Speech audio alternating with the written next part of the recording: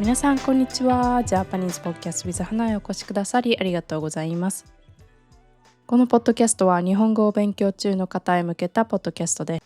日本の文化やニュース、また私の個人的な体験だったり経験など、様々なことを日本語でお送りしています。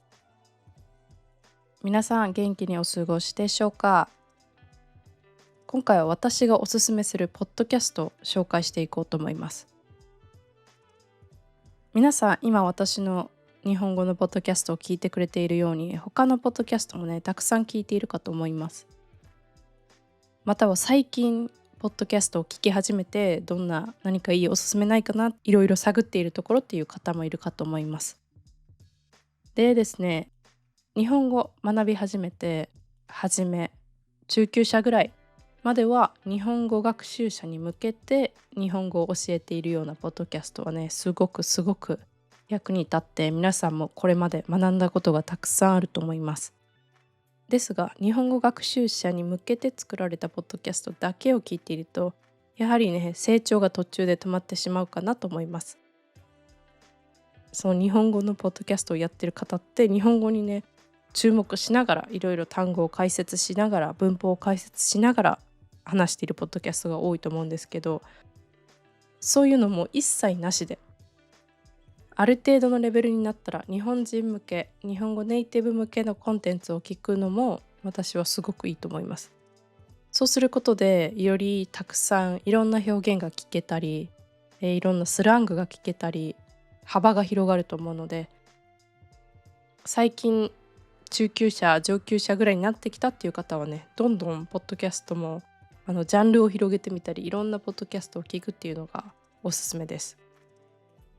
なので今回は私がおすすめするポッドキャスト5つと、あと私が本当に普段聞いているものを2つ紹介しようと思います。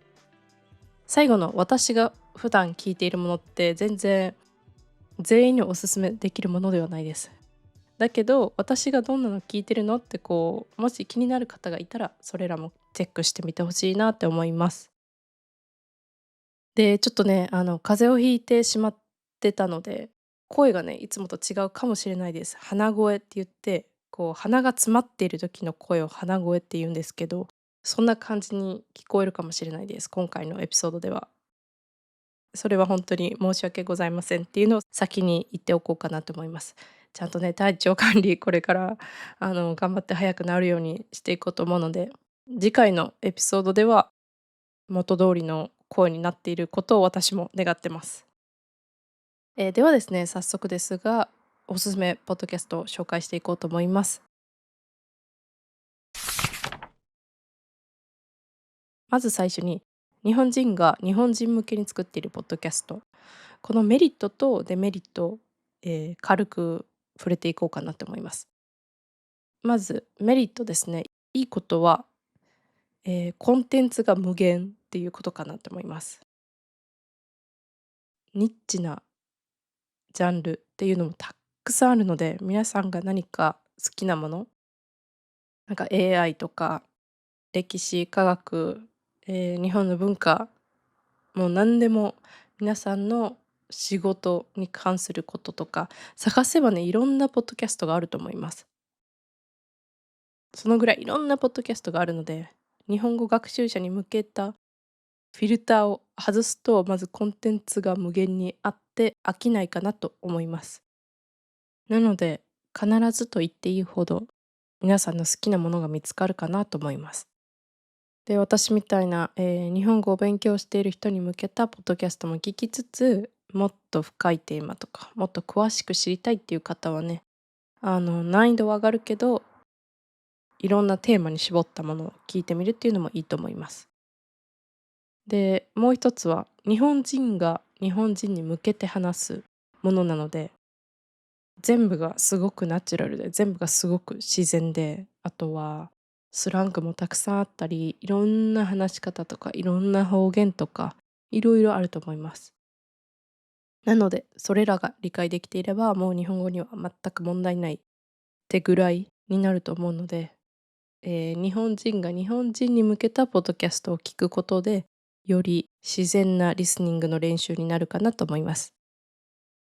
日本語を学んでいる人、日本語勉強中の人に向けたポッドキャストでも、たくさん自然に話しているポッドキャストってあるんですけど、やっぱり途中でちょっと単語を解説していたり、字幕があったりすることで、100%この自分の中にある知識だけで理解はしていないというか、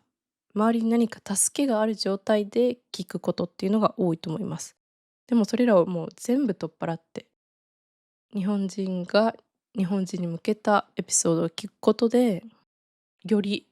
難しくなる、負荷はかかるけど、それが理解できた時の自信とか成長っていうのは大きいと思います。それがまずメリットですね。で、次デメリット、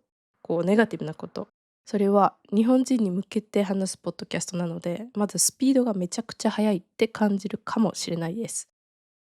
少しでもゆっくり話そうとか、そういう考えはないと思います。そのホストの人が普段話すスピードで話すので、すっごい速いって感じるかもしれないし、逆にすっごくゆっくり話す人もいると思うので、いろんなね、話し方のスピードがあると思います。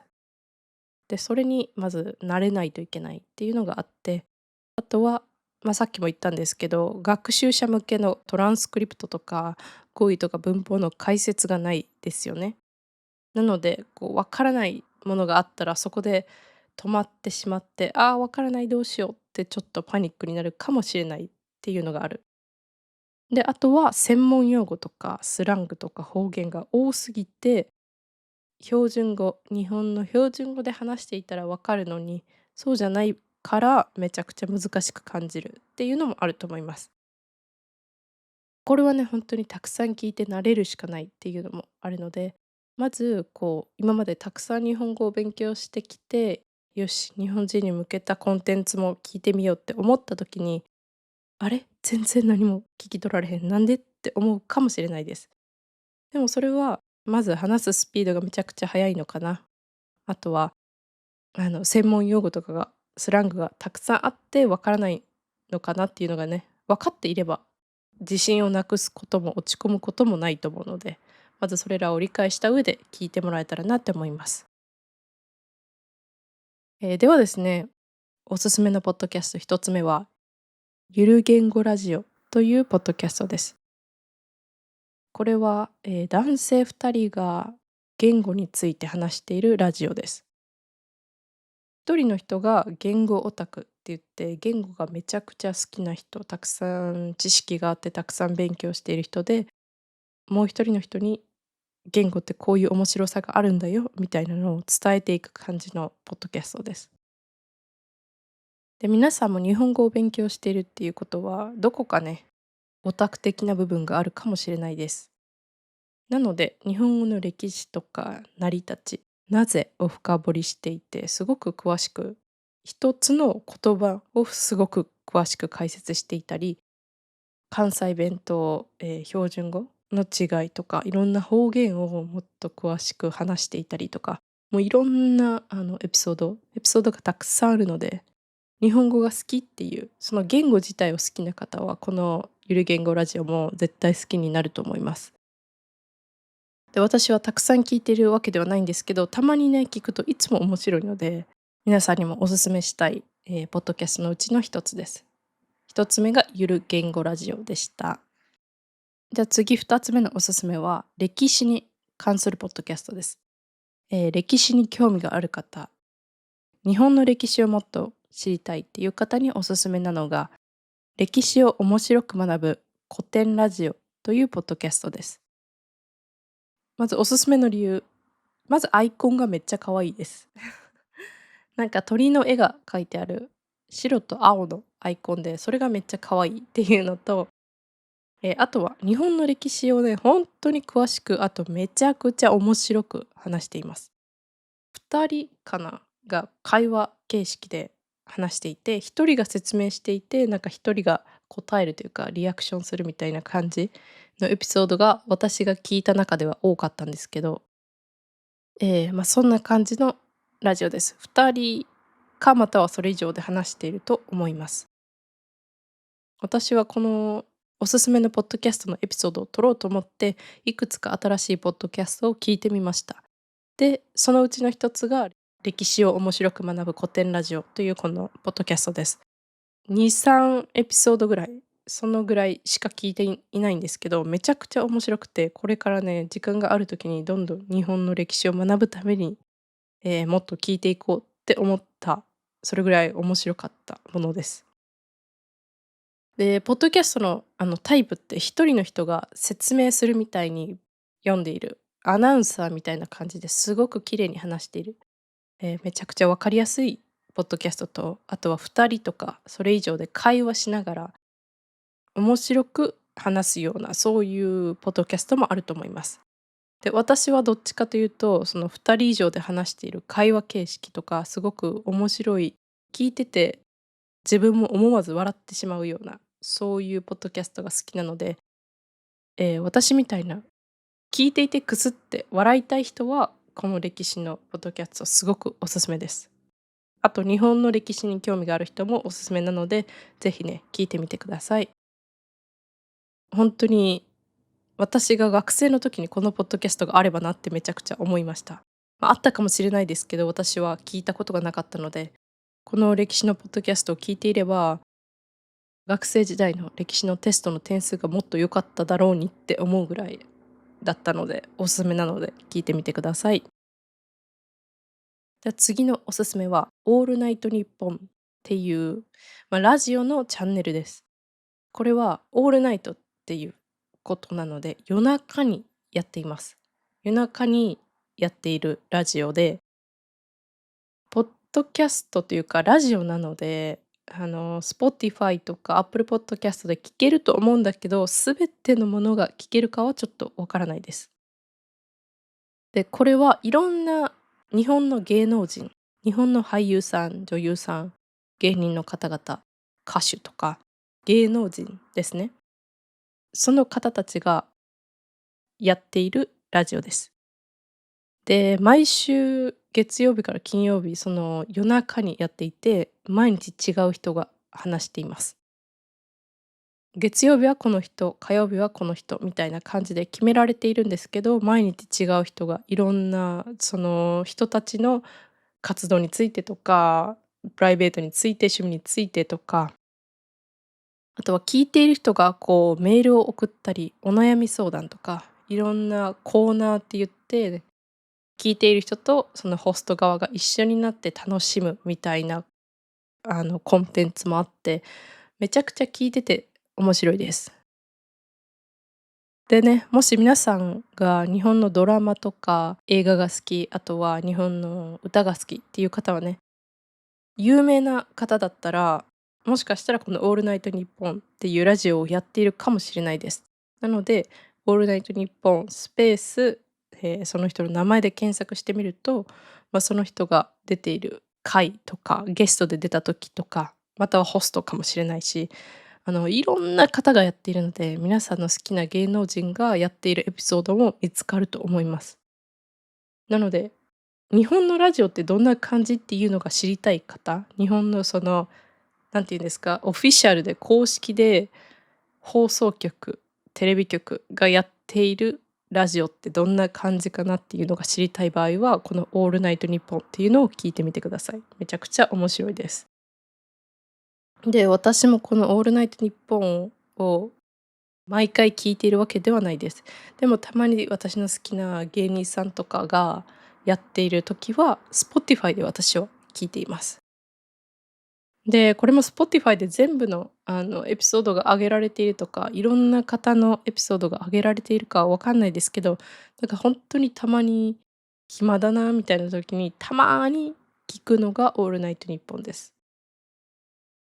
なのでね、日本の芸能人の方のラジオが聞きたい場合、私みたいな個人ではなくて、日本の芸能人の方がやっているのが聞きたいっていう場合はね、ぜひオールナイトニッポンって探してみてください。本当にいろんな人がやってるので、一つぐらいは好きな方とか好きなエピソードがあるんじゃないかなって思います。では、あと2つですね。あと2つはニュースを紹介する。ニュース系の、チャンネル、ニュース系のポッドキャストです。で、まず一つが、日本語まだ初心者または中級者っていう方にお勧めしたいのが、バイリンガルニュースというポッドキャストです。これはホストの女性が日本語でニュースを読んで、で、その後に、ホストの男性が英語でニュースを読むっていうポッドキャストです。なので、日本語と英語が同時に聞けるポッドキャストです。で、内容は全く同じものを、日本語と英語で読んでくれるので、これはね、日本語だけのポッドキャストはまだまだ負担が大きい、ちょっとしんどい、わからないことが多すぎるっていう方は、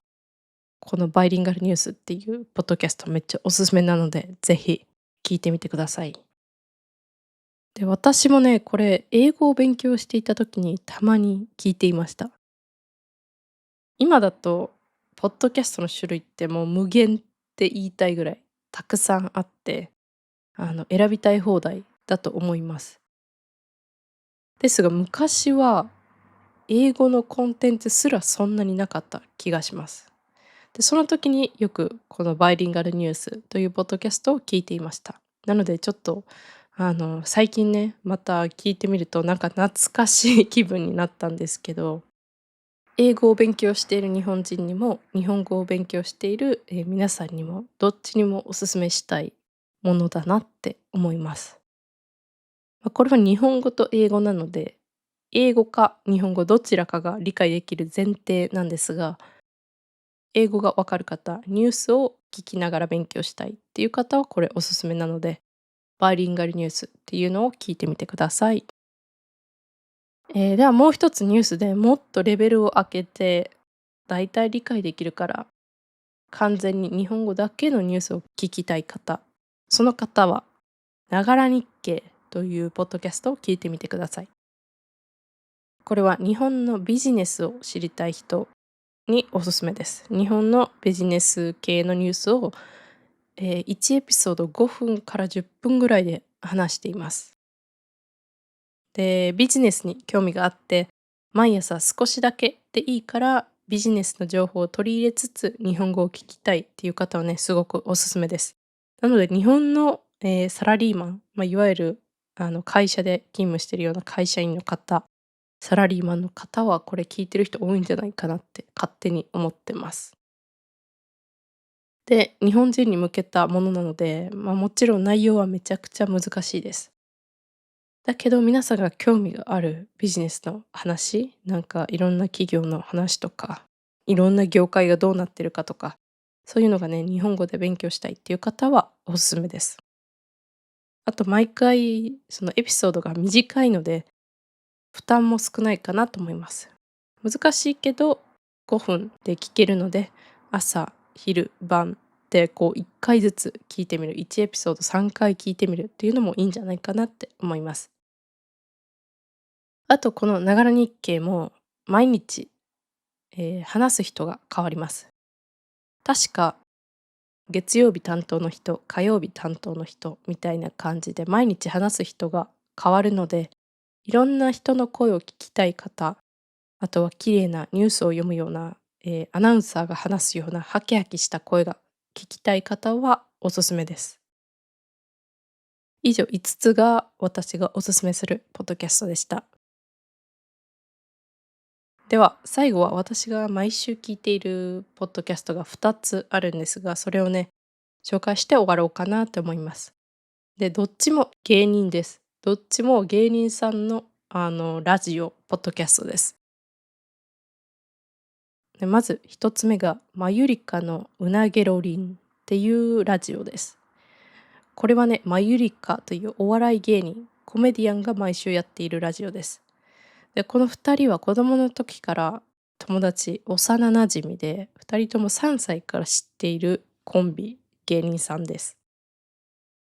で、その2人が、男性の芸人さんなんですけど、この2人がいろんな日常を面白く、楽しく、本当に意味のわからないこともたくさんあるんですけど、2人のプライベートのこととか、たまに仕事のこととか、もういろんなことを話しているのが、このマユリカのうなげろりんっていうチャンネルです。芸人なのでね、まず話がめちゃくちゃ面白いです。すっごく面白いっていうのと、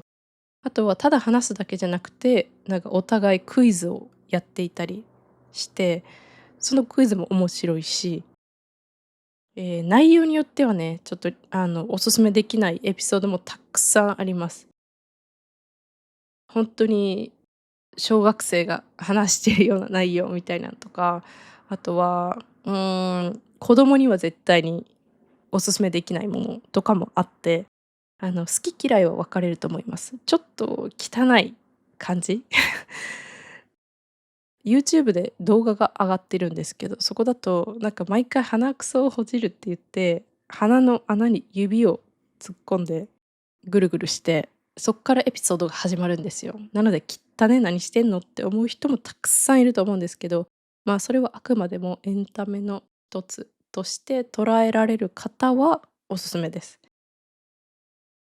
でも日本人でも全員にはおすすめしないです。本当に限られたお笑いが好きな人にはおすすめしたいチャンネルです。おすすめしたいそのポッドキャストです。で、次2つ目が紅生姜は好き好きっていう女性2人の芸人さんがやっているラジオです。で、紅生姜っていう女性の芸人さんコンビがいるんですね。で、その2人がやっているラジオです。で、この2人もまず芸人、コメディアンなので話がめちゃくちゃ面白いっていうのと、2人の日頃の人間関係とか、イライラとか、これってどうなんみたいな疑問を話していたり、あとはラジオを聴いている人、リスナーって言うんですけど、ラジオを聴いている人からいろんな相談をもらって恋愛相談したり、いろんなテーマに合わせて話していたり、そのリスナーの人と一緒にラジオを作っているみたいな感じでめちゃくちゃ面白くて、これは毎週聞いています。さっきのうなげろりっていうラジオよりも、この紅生姜は好き好きっていうラジオの方がもっと全員におすすめできる感じだし、あとは寄り添っている感じはあります。もっと聞いている人に寄り添っているっていう感じがあります。まあそうですね。この2つが私が毎週聞いているものでした。日本のお笑いに一切興味がない人、日本語をまだまだ中級者ぐらいあまり理解できないことが多いっていう人にはおすすめしないというか、その何を言ってるか意味がわからないことが多すぎると思います。私も意味わからんって思うことがたくさんあるんですけど、それでも日本に住んでいて、日本のお笑いが大好きっていう人は、ぜひね、聞いてみてください。こんな感じで私が聞くポッドキャストって本当にお笑いばっかりなんですよ。コメディばっかりで、あまり歴史とか、こうテクノロジーとか、なんか文化系のエピソードを聞いていたわけではないんですけど、このポッドキャスト、このエピソードを作ろうと思っていろんなポッドキャストを聞いて、意外と面白いものたくさんあるなっていう発見ができたので、これからはね、ちょっとジャンルを広げて聞こうかなって思います。他の言語でもたくさん私はポッドキャストを聞くので、日本語のポッドキャストを聞く時間ってそこまで多くはないんですけど、それでも毎週聞いているっていうのが、芸人のチャンネルで、皆さんにお勧めしたいのは、歴史とかニュースとか、言語に関するものとか、そういうのがいろいろあったので、今回は紹介してみました。